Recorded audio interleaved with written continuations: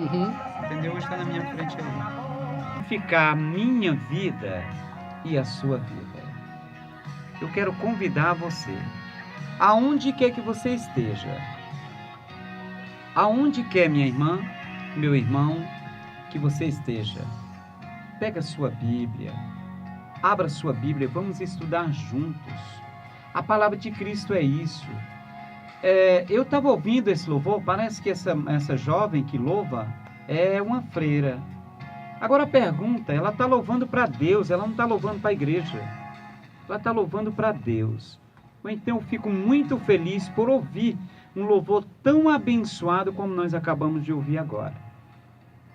E eu quero lhe pedir o seguinte, você que está ouvindo esta pregação através da internet ou agora através do rádio, na hora que nós mandarmos esse DVD, essa gravação para você, através das redes de comunicação, pega essa pregação, manda para outras pessoas, acessa o nosso canal, Pastor Messias Santos, do Ministério Resgatando Vidas. E o título da pregação que nós temos hoje, para o meu e para o seu coração, é Como Enfrentar e Vencer as Perseguições. Como enfrentar e vencer as perseguições. No livro de Salmos, capítulo 109, versículo 4, ele mostra para mim e para você que como é que eu vou vencer o meu perseguidor? Orando por ele. Olha o que ele diz. Em recompensa do meu amor são os meus adversários, mas eu faço oração. Meu irmão, a pergunta que eu faço a todas as pessoas que estão nesse momento a ouvir esta pregação, você que está me ouvindo aqui através do site, você que está me ouvindo através do Facebook, qualquer meio que você esteja me ouvindo, eu quero começar essa pregação hoje indagando. Que graça eu tenho de orar apenas pela minha família? Que graça eu tenho de orar pelo Adalberto que está me auxiliando hoje aqui? Que graça eu tenho? Que graça eu tenho saber que uma pessoa está tentando me fazer o mal e eu querer de imediato eu também fazer o mal a ele? Que graça eu tenho?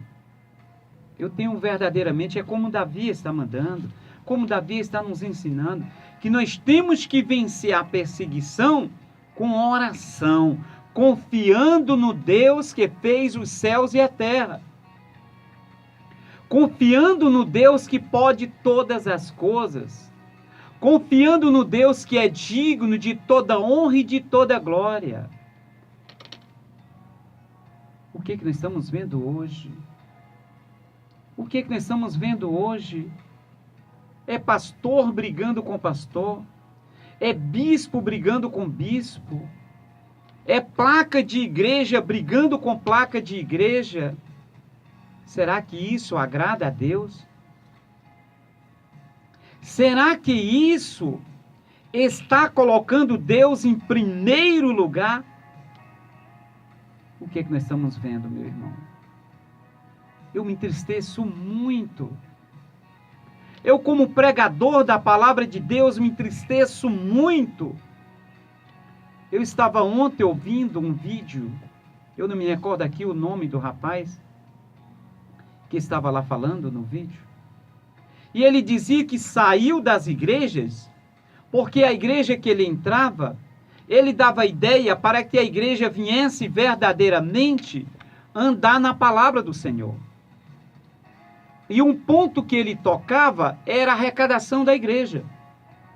Porque ele dizia que o dízimo da igreja, visto que era uma igreja grande, as ofertas da igreja, visto que eram imensas os valores que entravam naquela igreja, aquele dinheiro deveria ser para fazer escola de música, para ensinar informática para os irmãos da igreja, para ajudar os irmãos quando eles estivessem desempregados. E os pastores dos quais eles passaram, diziam logo que aquilo não era a função da igreja. Porque se ensinasse um levita a ele participar de um curso de preparação de voz, aquele irmão, na hora que saísse da igreja, ele ia para outro canto, e o que valeu o investimento que a igreja tinha feito nele? Ah, meu irmão, como eu fiquei triste ouvindo aquilo. Não pelo pregador, não pelo rapaz que estava lá no vídeo, não era isso. Mas o quanto que os pastores das grandes igrejas têm um pensamento pobre. Meu irmão, deixa eu te contar uma coisa.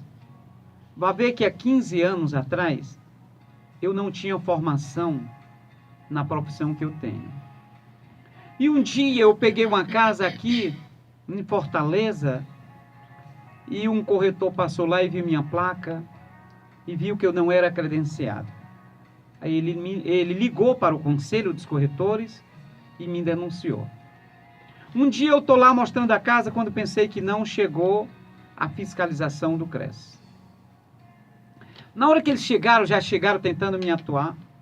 E o que aconteceu? O proprietário da casa era um juiz de direito.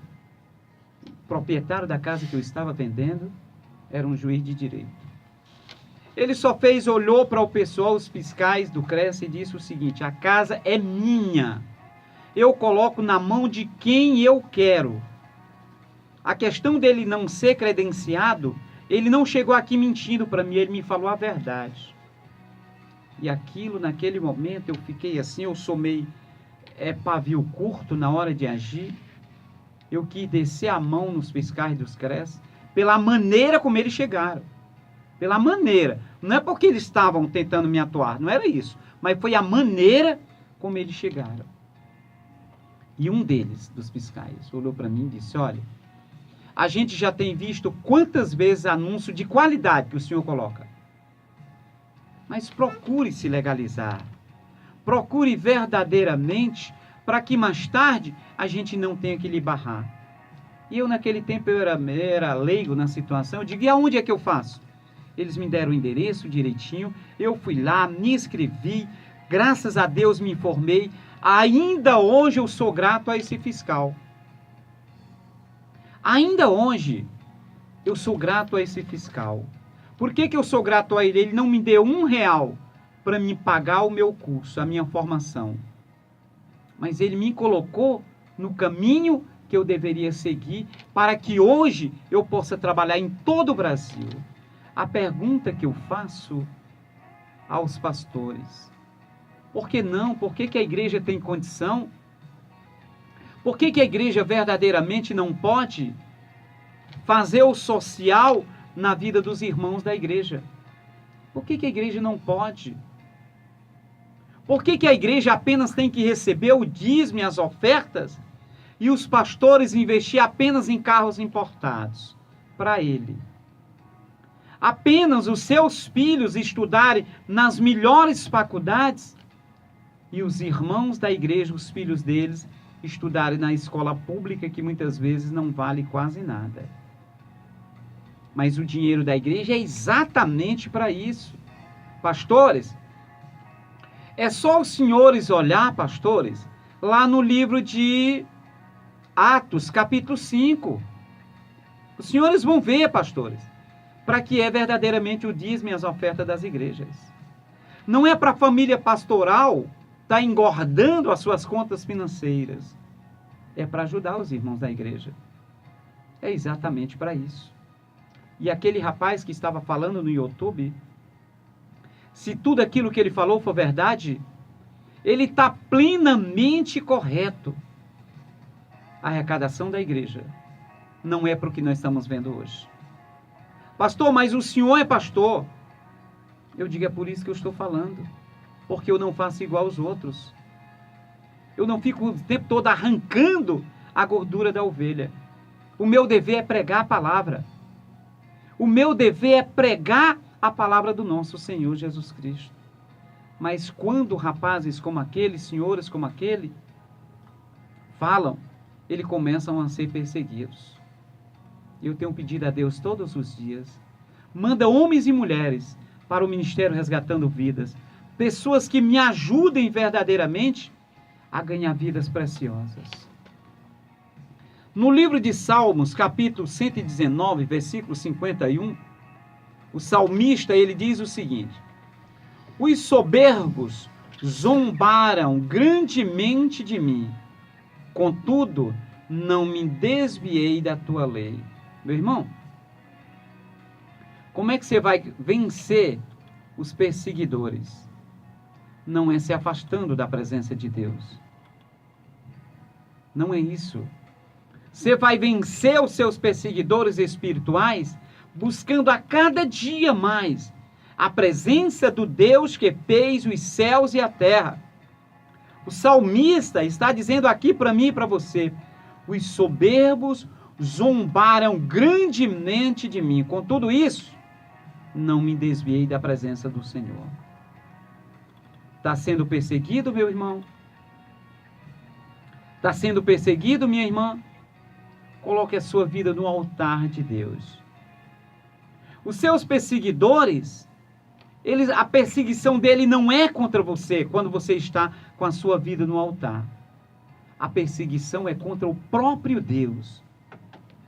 E sabe, meu irmão, quando você persegue o homem de Deus, o próprio Deus lhe abate. É por isso que eu lhe digo: olhe o que você vai fazer quando você for perseguir uma mulher de Deus, quando você for perseguir um homem de Deus, porque o próprio Deus vai lhe abater. Porque o homem de Deus, se ele coloca a vida dele no altar do Senhor, ele vai enfrentar você como o próprio Davi enfrentou. Não foi com a arma que viesse dos homens, mas foi com a arma principal que vinha de Deus, a fé. E a fé, a Bíblia diz claro, ela move montanhas.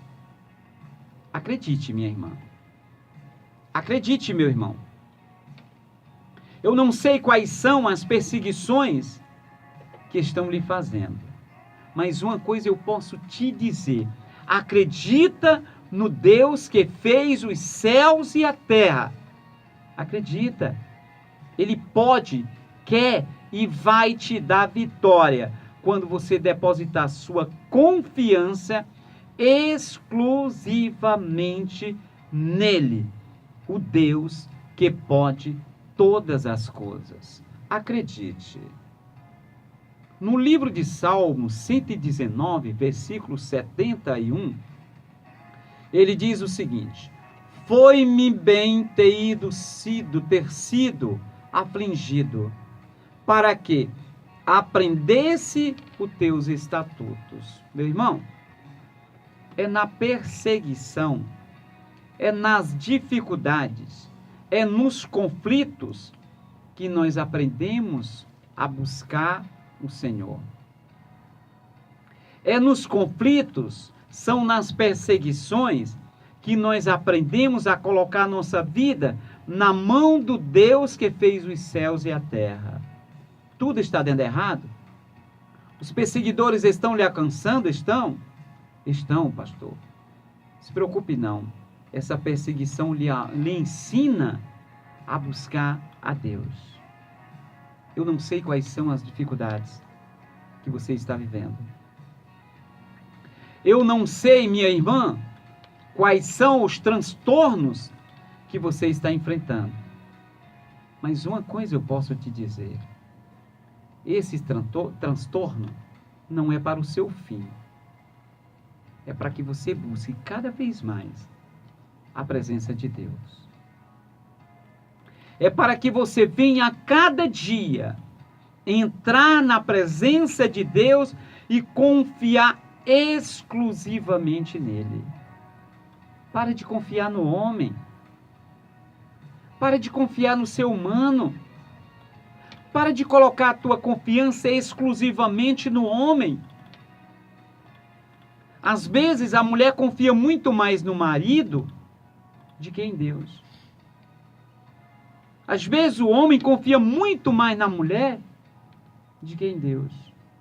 Aí quando cai, diz que Deus não falou com ele.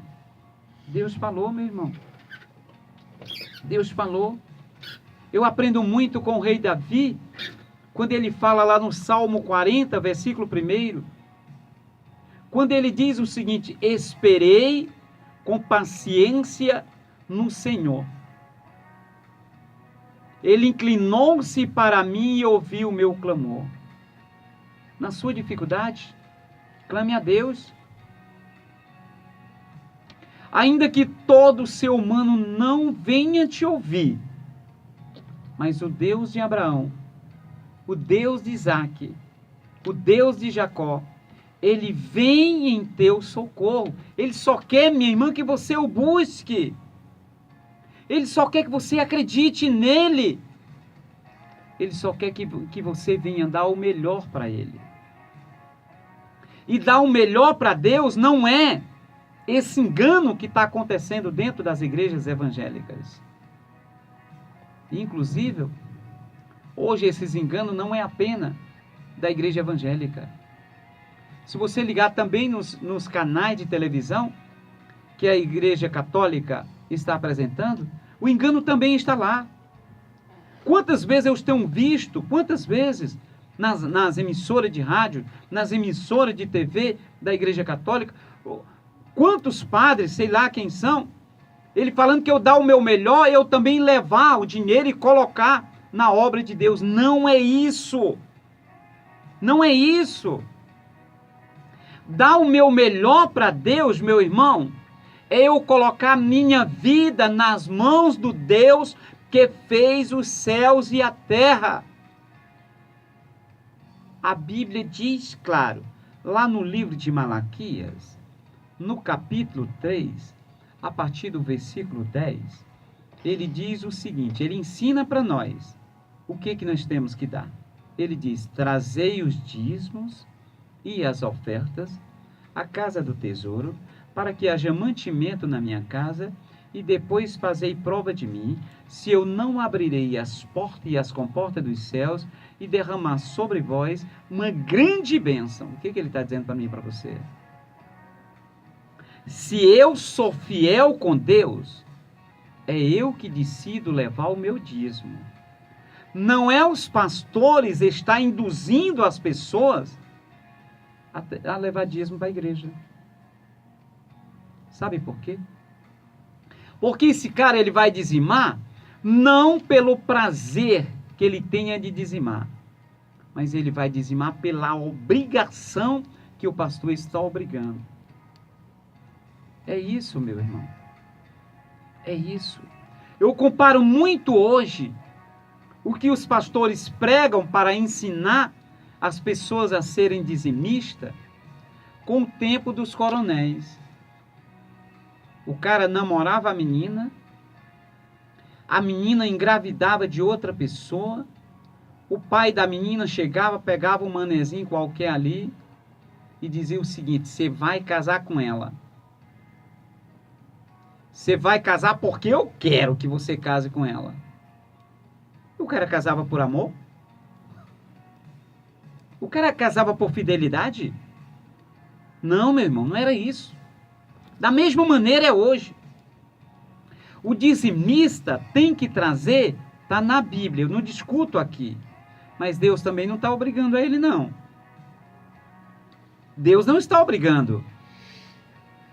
Deus não está obrigando a ninguém a ser dizimista. Porque a fidelidade do homem para com Deus é uma dádiva de Deus para com o homem. É o homem obedecendo aquilo que Deus falou. Ser fiel no pouco, que eu te colocarei no muito. Mas não. Eu, como pastor hoje, eu me entristeço tanto quando eu ligo em programa de televisão, quando eu ligo em programa de rádio, quando eu vejo pastores apenas falando dinheiro, dinheiro, dinheiro, dinheiro. Mas a palavra salvação, amor, perdão, isso não existe mais. Eu, como pastor, fico muito triste. Eu fico muito triste com isso. No dia 6 do mês de setembro passado, eu anunciei o meu carro, o Honda Civic, ano 2004. E a pessoa que chegou para me comprar esse carro, eu falei para ele por que eu estava vendendo, que era para fazer uma obra na igreja, que era para a gente investir naquele curso, Adalberto, que você com tanto carinho comprou essa ideia, e para pagar algo também, que também é da igreja. A pessoa olhou e disse: pastor, o senhor vai vender o seu carro para investir na obra da igreja? Eu digo: vou. Mas o senhor pensa em comprar outro? Eu digo: penso. Daqui a um dia, quando a minha profissão começar a me render dinheiro, eu compro outro, não tem problema. E quando eu falei para uma outra pessoa, ela olhou para mim e disse: pastor, o senhor é louco? O senhor vai vender o seu carro para comprar data show, para comprar não sei mais o que, para a igreja? Eu digo: sim. Foi Deus que me deu, o que é que tem eu devolver? Agora eu fiz aquilo por espontânea vontade, não por espontânea ordem pastoral. Vendi. E nem por isso eu morri. Nem por isso eu morri. Vendi o meu próprio carro que está no meu nome para me investir na obra de Deus. E agora a pergunta que eu te faço: por que pastores têm que obrigar? Por que pastores têm que fazer campanhas mentirosas? O nome disso, pastor, é perseguição ao povo de Deus. Se aquele camarada não for dizimista, ele é mal visto na igreja. Temos que acabar com isso. O que nós temos que pregar na igreja é amor, é paz, é perdão, é união, é concordância. Porque o homem de Deus, o que tem fidelidade com Deus, ele sabe que está na Bíblia, tanto no Antigo Testamento como no Novo, que ele tem que dizimar. Porque a igreja precisa se manter. E a igreja se mantém exatamente disso, de dízimo e oferta. Os governos, os prefeitos, os presidentes da república, eles não invertem um centavo na igreja evangélica. E como é que a igreja é mantida? Através do seu dízimo, através das suas ofertas. Mas a Bíblia não manda eu te obrigar. A Bíblia não manda eu te botar no banco porque você não é dizimista. A Bíblia não manda eu expor o teu nome porque você não é dizimista. Porque lá no livro de Apocalipse, capítulo 21, versículo 8, a Bíblia diz claro que não entrarão no reino de Deus os ladrões. E se a Bíblia diz que você tem que ser fiel no pouco, que Deus te coloca no muito, você mesmo já está se condenando quando você não é dizimista. Então eu não tenho de estar dentro da igreja usando o tempo todo, usar aqui o programa de rádio para incentivar você a dizimar na igreja. Eu não tenho que fazer isso. Eu tenho que pregar a palavra de Cristo. Eu tenho que te convidar ao arrependimento. Eu tenho que te convidar a colocar a tua vida no altar do Senhor. Eu fico muito feliz, porque o programa Resgatando Vidas é ouvido por espírita, é ouvido por umbandista, é ouvido por católico, é ouvido por traficantes, é ouvido por gays, por lésbica. Isso prova que o Ministério Resgatando Vidas não prega uma bandeira religiosa. Ele prega exatamente salvação em Cristo Jesus. Muitas igrejas hoje, se entrar uma prostituta, se o pastor, os pastores puderem, eles enxotam a coitada para fora da igreja. O contrário que o meu Senhor Jesus Cristo fez. Ele foi lá e a abraçou. Ele foi lá e disse: aquele que não tiver em pecado, atire a primeira pedra. E foram embora todos. E depois a pobre prostituta olha para Jesus e ele pergunta: mulher, cadê os teus acusadores? Ela abre os olhos e vê que não tinha um. E ela diz: todos foram embora, Senhor. Ele disse: vai em paz. Eu também não te condeno. Vai e não peques mais. A nossa função, pastores, não é pregar condenação. A nossa função é pregar exatamente o amor de Cristo. Aí você me responde: mas pastor Messias, a Bíblia diz que o Senhor, ele é amor sim. Mas ele também é justiça. Mas a justiça quem vai fazer é ele, não é nós. Na hora que eu digo que um gay não pode entrar no meu ministério, eu estou punindo. Eu não tenho o direito de condená-lo. Eu tenho o direito de abraçá-lo. Agora, eles também têm que entender que lá é uma igreja, lá não é um motel. Eles têm que entender que lá é uma igreja, não é uma praça. Eles têm que entender que lá nós vamos para adorar a Deus. Nós vamos para dar o nosso melhor. Um dia desse, eu encontrei ali na Praça do Ferreira, aqui em Fortaleza, uma lésbica que eu conheço bem. E ela chegou e andando, ela pegou aqui na minha mão, e eu com a pasta na mão, a minha pasta de trabalho, e ela pegou na outra mão assim. E ela disse para mim: pastor, eu hoje sou a mulher mais feliz do mundo. E eu falei: por quê? Ela olhou para mim: porque eu pude pegar na sua mão. Porque eu vi um vídeo do senhor, o senhor dizendo que a maioria dos pastores parece que a mão dele é santa. E o senhor pega na mão de todo mundo. Eu digo, falei o nome dela: fulana, eu não sou melhor do que Deus. Se o próprio Senhor Jesus, ele abraçou a prostituta, quem sou eu para renegar eu te abraçar? E em plena praça pública, dei um abraço nela e ela começou a chorar. Chega outra irmã que me conhece, que ia passando, e diz: pastor, por que essa leviana lhe abraçou? Eu digo: irmã, será que a leviana não está sendo a senhora? Ela abraçou porque queria um conforto. Ela abraçou porque queria um abraço. Porque queria aquilo que a sociedade não dá para ela. Ela abraçou porque a igreja não faz isso com ela. A igreja só faz condenar. O que nós estamos precisando hoje? Será que quem persegue hoje a igreja é a sociedade? Ou é a sociedade que... ou é a igreja que persegue? Será que é a sociedade que persegue a igreja? Ou é verdadeiramente a igreja evangélica que está perseguindo a sociedade? Eu vejo na igreja católica. Eu não vejo essa perseguição.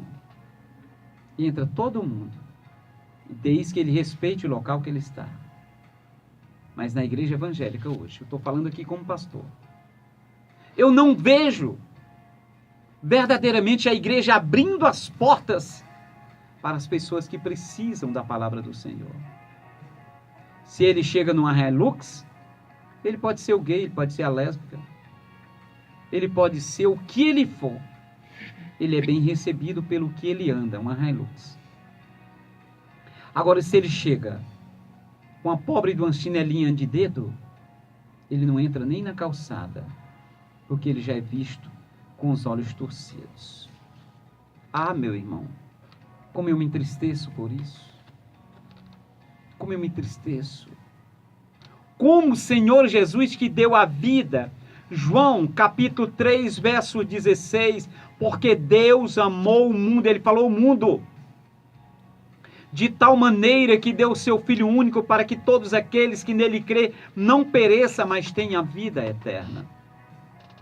No livro de Mateus, capítulo 7, versos 1 ao 3, não julgueis para que não sejais julgado, porque com a mesma balança que tu pesares, tu também será pesado. Antes que tu olhe o argueiro que está no olho do teu irmão, tira a trave que está na tua.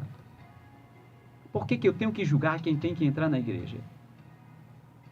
Por que eu tenho que julgar a pessoa porque ela não é evangélica? E por que eu vejo uma cambada de deputados federais que se dizem que são evangélicos e votam a favor contra a Polícia Federal, contra o Supremo Federal, porque todos esses órgãos estavam dizendo e estão provando por A e mais B que Temer é corrupto. Agora, por que a cambada evangélica? Por que a cambada evangélica votou neles? Será que eles não estão sendo o perseguidor do Brasil? Será que esses deputados evangélicos não estão perseguindo o Brasil? que tira dos brasileiros o direito de ver aquele camarada saindo lá aonde o eleitor não colocou? Será que não estão perseguindo o brasileiro? Um bandido que tira o direito dos aposentados? Um bandido que tira o direito da mãe? Ela ter o direito exatamente de ter 6 meses para que ela venha cuidar do seu filho, 6 meses, para que ela venha exatamente ficar em casa, quando ela tiver um bebê, ela ficar em casa. Um bandido que pega tudo que o Brasil tem e está vendendo, jogando fora, a preço de banana. Um bandido que foi pegue, um camarada que é da mesma laia dele, com milhões e milhões, provado que está dando a voz dele gravada, e ainda vem uns senhores que se dizem pastores, dizer que estão votando nele pelo Brasil, para que o Brasil não venha trocar de presidente, que o dano é maior. Dano maior, senhores deputados. Estou falando aqui com os evangélicos. Prova que os senhores não conhecem a verdade. A verdade é Jesus Cristo, porque ele diz: conhecereis a verdade, e a verdade vos libertará. A palavra do Senhor diz que todos nós temos que ser sim, sim e não, não. Quem vota com bandido é bandido. Quem vota contra o bandido é homem de bem. Vocês não podem ser homem de bem e ser bandido ao mesmo tempo. Quem defende bandido é bandido. E foi assim que os senhores trabalharam, como defensor de bandido, dizendo não ao brasileiro, que não colocou aquele cidadão lá em cima. Não sou aqui defensor do PT, não sou aqui defensor de partido político nenhum, mas sou defensor da dignidade do brasileiro.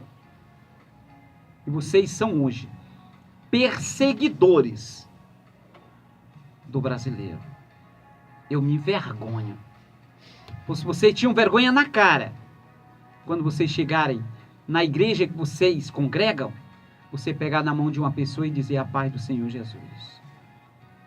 Esse Jesus aí que vocês pregam não é o Jesus que eu conheço na Bíblia.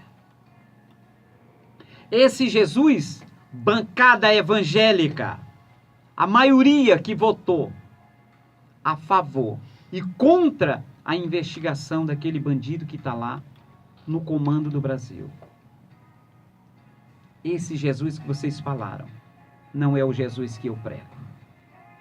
O Jesus que eu prego é aquele que entrou lá na sinagoga e viu a bandidagem dentro da sinagoga, e ele não mandou Pedro, ele não mandou João, ele não mandou ninguém. Ele mesmo desceu a ripa em todo mundo.